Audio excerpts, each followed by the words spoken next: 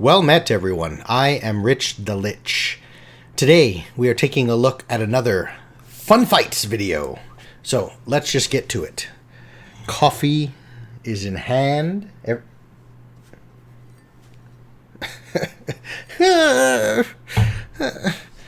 So, here's how we do it, right?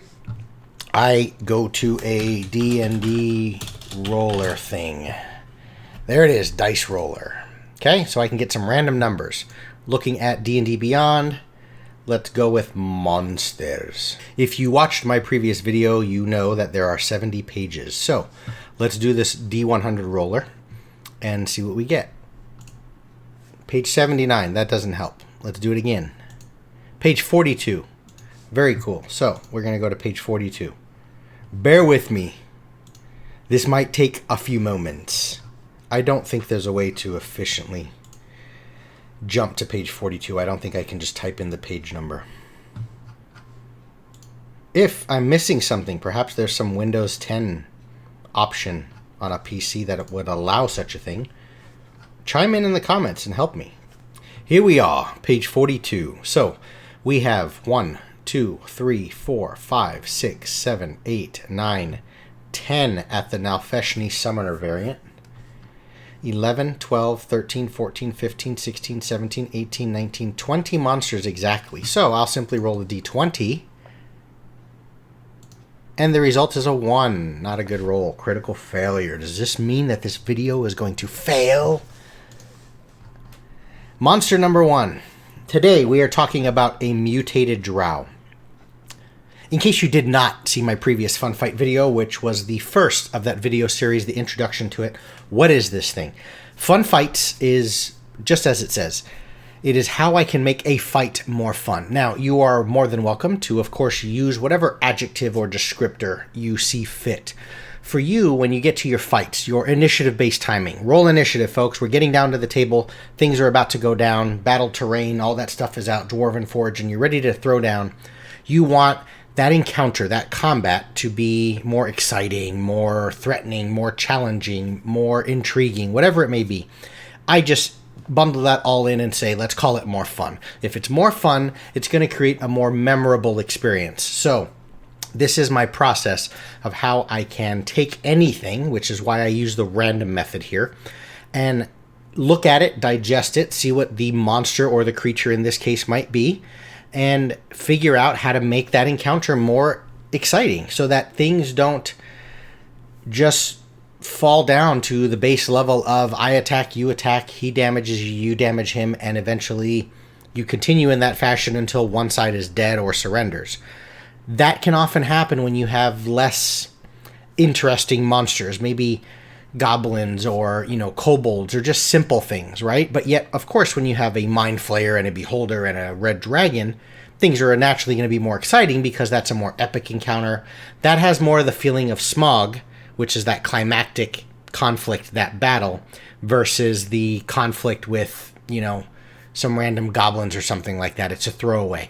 This is my process mentally, sort of my mind on screen of what I might go through and think through to help make everything memorable and everything feel like it has some umph or chutzpah or whatever you want to call it. So we're dealing with a mutated Drow, and he's oh wow.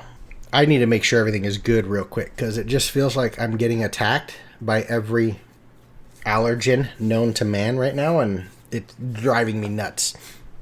Okay. You know that's what the pirate said when he walked into the bar with a ship's wheel around his waist. Anyway, so we have a mutated Drow. It's a giant. Very cool. Okay. Very low armor class. A lot of hit points. Okay, so he's a big meat shield. He's going to suck up some damage. CR 9, so I don't obsess about that stuff too much. I manipulate it and change it because that challenge rating is so finicky. And when you look in the monster manual of building your own monster, of how much should I increase the challenge of this encounter if I double his hit points or if I give him 3 more armor class points? Yes, there's suggestions for that, but you have to kind of wrangle and consider that based on the makeup of your group. And that's sort of for a different video that I'll talk about at some point, of just sort of what to consider in what do you do to create a well-balanced encounter. That's not the point here. We're just trying to make this more fun. So he's your CR9 guy.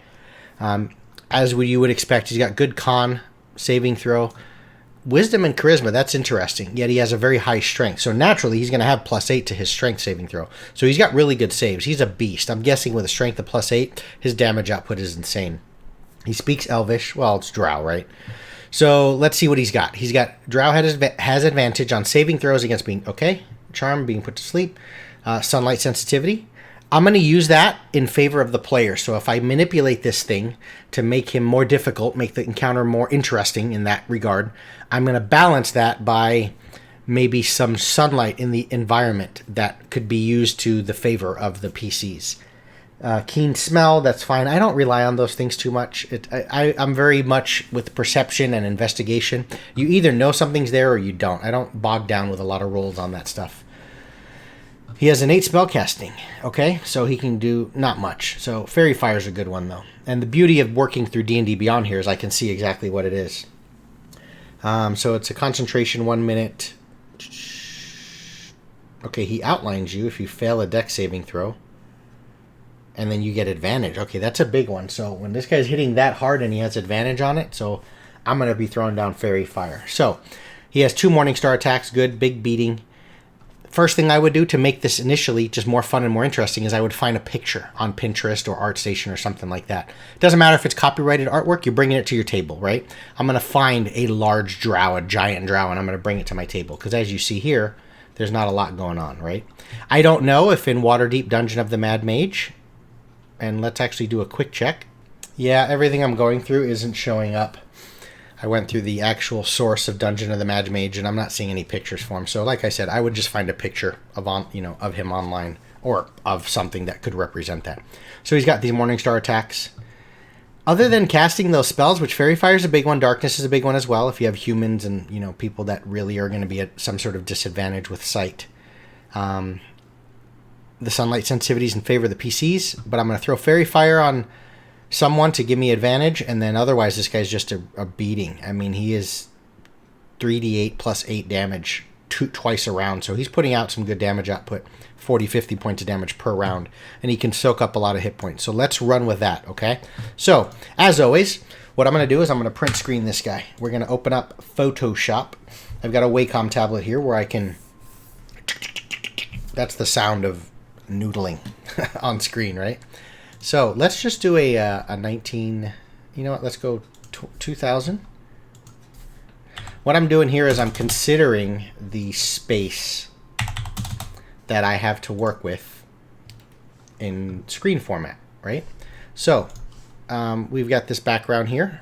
I like to kind of go a little bit muted gray just so it's not so stark, and seeing a white background from an artist creative point of view is like seeing that blank page as a writer, right? It's hard to get started. I've already completed the first task, which is I've created a background, okay? I'm going to change my brush a little bit. So what we have is we've got this guy. I'm going to bring this guy in. I'm going to just draw this out.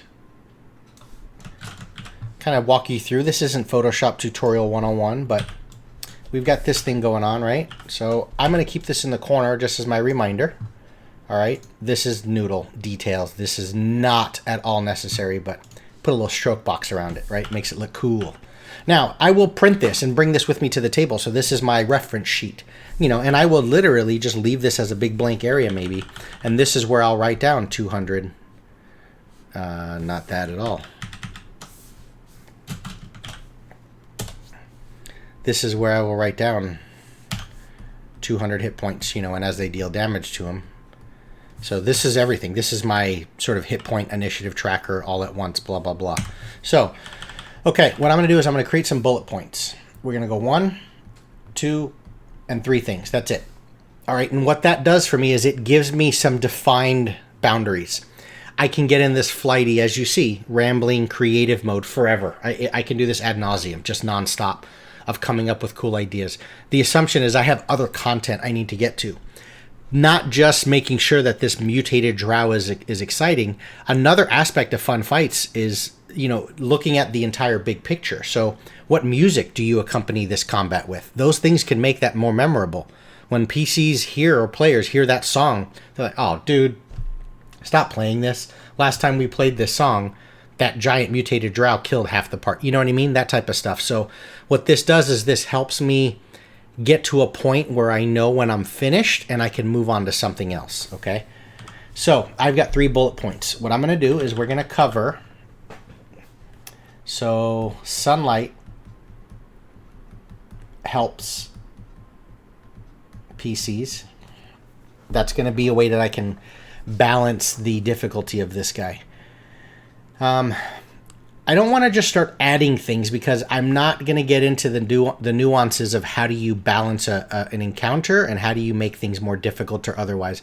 There's some common sense make things more difficult, such as give him more hit points. He's more difficult. Give him better armor. He's more difficult. Don't give him plus 12 to hit. Give him plus 16 to hit. He's more difficult because now he sort of overrides the fact that half of your party has full plate now. Because if I only need, if I change... don't math it out. So I don't want to just do that. I just need to take what's already here. And one way that, again, if you've seen my previous video, you'll know, the first of my fun fights video, you'll know how I kind of go through this, is I will figure out where is this fight going to take place. So, what I want to do is I don't want to think Underdark necessarily, but there's a big hole in the ground. Okay? And that's the hole. And there's this ladder. Okay, and there's, this is Underdark. Okay, and the PCs just escaped out of it. Or, yeah, we'll call it escaped. Things were bad down there, and they finally got out. So, there's this hole in the ground, right? And so this is your, I don't want to noodle it too much. This is your confined space, so to speak.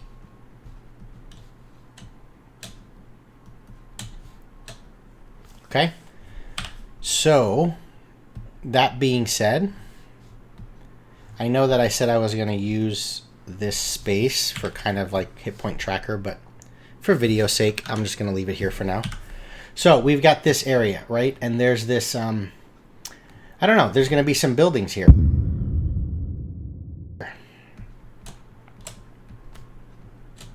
Let's just make it simple. We'll go like this, boom, boom. So I need to set up, right? I don't know where I'm going with this yet, and I don't know how this relates to this drow, this mutated drow giant dude. But I need to start creating some things, right? Here's like a little farm area, like a fence, to keep the livestock in, and then there's this dude's farmhouse right here with his little porch and all this good stuff, okay? There's some buildings, there's some statues here, whatever. Okay, there's just stuff. So what happens is, and what the situation is how we got here.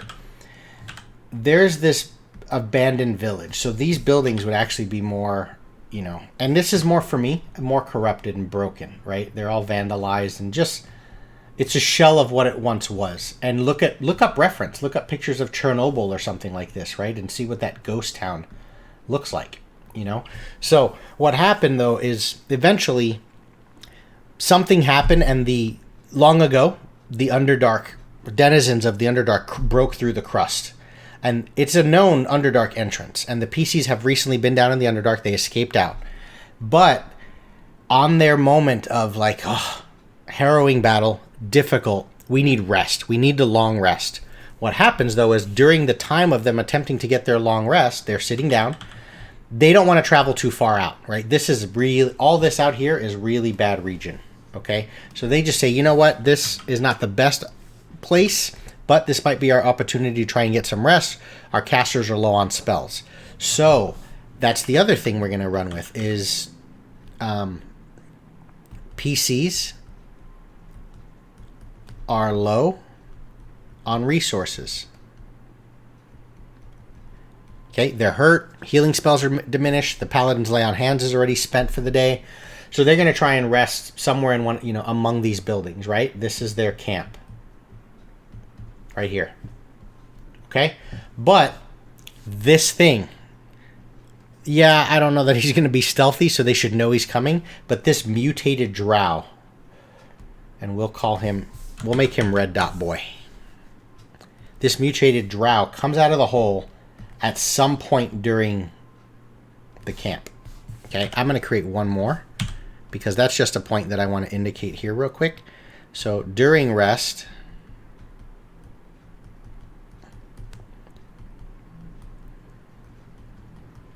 encounter happens. Now, yes, this is not randomized as much. Yes, I'm randomizing what monster I picked and going through the video that way, but I'm planning this out. I'm planning to wait for this encounter to happen until the PCs are trying to rest. So they are not going to get the benefit of long rest. Sure, they may have gotten some, hit dice expenditure, so some of their hit points are back, but the casters, the warlock is different, of course. The casters have not gotten their spells back yet. So this is already going to be a difficult fight because they're low. Okay? I'm not going to go into the details of what happened, but whatever happened in the Underdark depleted them enough. So this is an encounter that is only going to happen when the PCs are really low on resources, okay? So there he is. He pops out. The group is here. They wake up. There's a couple in the camp. I've got a group of 10, so we'll just say it's a group of 6, right? Here's the guard. They know he's coming. It's not a surprise round. This is a big, giant, lumbering drow. So he comes out. First thing he's going to do is he's going to fairy fire this dude. All right, this guy knows what's going on. Because they're low on resources, even though that fairy fire is a problem and some of the casters in the group have that spell on their list, they know what it does. Like, dude, this guy's going to be hitting you with advantage, right? Let me double check what it does. Any attack roll against the affected creature object. Yeah. So they're going to be hitting with advantage. But because they're low on resources, the casters don't necessarily know yet. They want to see what kind of damage output this guy can put out. They don't know if it's worthwhile for them to waste a 3rd level slot to dispel that, right? Spoiler, they need to dispel that. So, this guy's fairy fired. That's the first thing I'm going to do, my first action, right? But now, how do we make everything cool? Somewhere in here, there's like this old cathedral. Whatever, a big giant building, right? This cathedral. And that's where they decide to camp because they feel like this is the closest spot, some semblance of holiness or goodness. Like there's almost a lingering effect of like a hollow or something like that that's still there. So they're camping near it, among it, right? Kind of think of the ruins in like Diablo. Like half the wall is blown open. But within there is this. Why the region is so bad is there is a lingering dark. A cloud shrouds the land.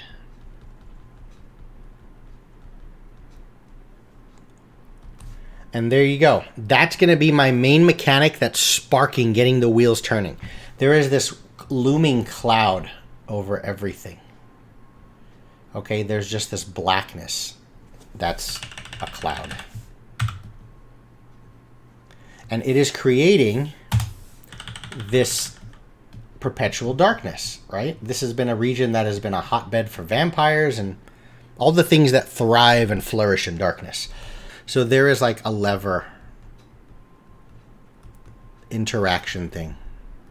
Interact point. I call it that because I'm thinking of video game stuff. 4 or 2. Allow sunlight. The PCs know there's a druid, someone makes survival checks, a nature guy. They know that it's actually daytime.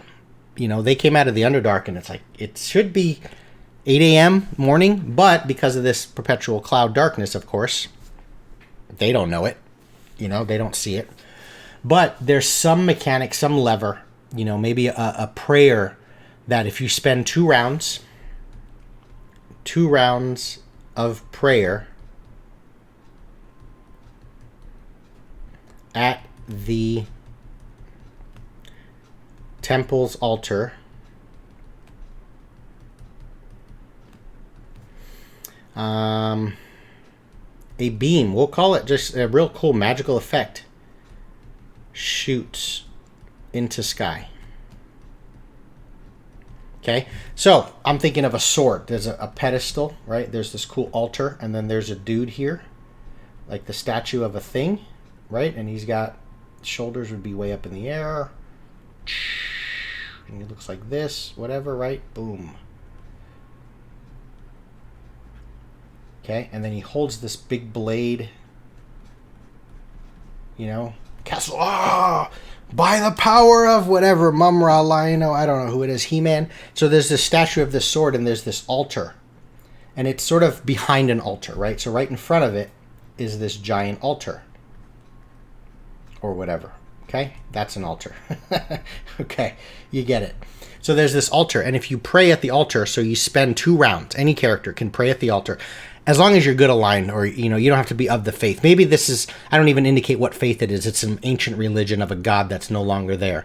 But with a religion check or something, the PCs can piece together, all right, that's something that would have helped us. They can pray, and after 2 rounds, this a la video game, you know, fantasy cartoon style, shoot, like the light coming out of the Luxor Hotel and Casino in Las Vegas, shoots this up to the sky, piercing the cloud, and every round after that, a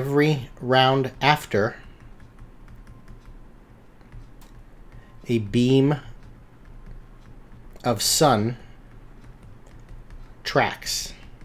So if this is my gridded combat system, right? I'm not going to draw it all, but watch this, I probably will.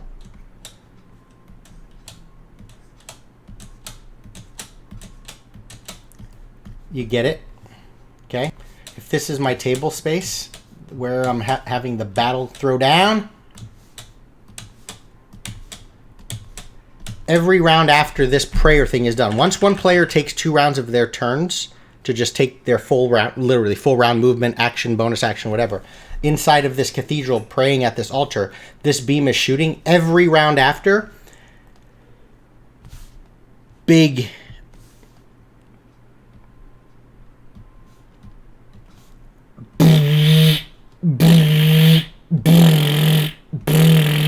every round afterwards, this beam of sun strikes down, and that the Drow has disadvantage on attack rolls, right? So now what happens is it'll randomly, and the sun is going to help. Like, it's the little lingering good effect of this cathedral is the one thing that's trying to help the region.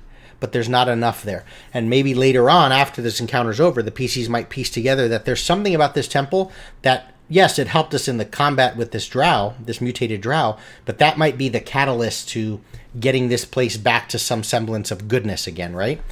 But the idea is wherever the dude is, it's going to strike down. You know what I mean? There's a good, however you want to handle that, all right? I'm not going to detail that in this video. And it's causing sort of the balance to this thing, which is the fairy fire, right? Because he's getting advantage. So that's the one mechanic. So what it does is it just makes it more interesting because, number one, the PCs quickly realize that this encounter is a little bit unwieldy and ridiculous because he's got fairy fire on dudes and he's getting, granted on one dude, but he's killing our main tank, right? By getting advantage, and he's putting a lot of damage output out. We need to offset that somehow. And when the PCs look around, like, is there any hope here? Is there anything that we can go to? They see this cathedral. And now I've played into the cathedral because I just want to figure out how to counter a very cool effect. Randomly, as we chose this monster, fairy fire is a major component of this combat. But by creating this cathedral and now creating a new story arc of what's the significance of that, it not only helped us in this encounter, this may be something, as I said, that is part of a regional effect that might help us get control of this area again. If this was just supposed to be only an encounter coming out of the Underdark, now the region has become important. The cathedral, the temple has become important. This statue has become important. It's giving me more creative fuel that I can take with me into subsequent campaigns. And to me, that's sort of the epitome of fun fights, because one way to make an encounter memorable is when it has lasting quality to it, right? When it's something that, when the encounter is done, it wasn't just a throwaway. It had some significance because it was that mutated Drow encounter where they were looking for an answer to overcome the fairy fire advantage ability. And in finding that answer, they found more questions. And in searching and finding the answers to those questions, that created, right? It's a snowball effect. And that's the beauty of sort of brainstorming it this way. And I just want to show you how I might tackle this type of a thing. So there you have it. You know what I mean? I'm kind of going to leave it there. That's enough, more than long enough video. That's all I've got for you folks. This is Fun Fights. Thanks for watching, everyone. Take care of yourself.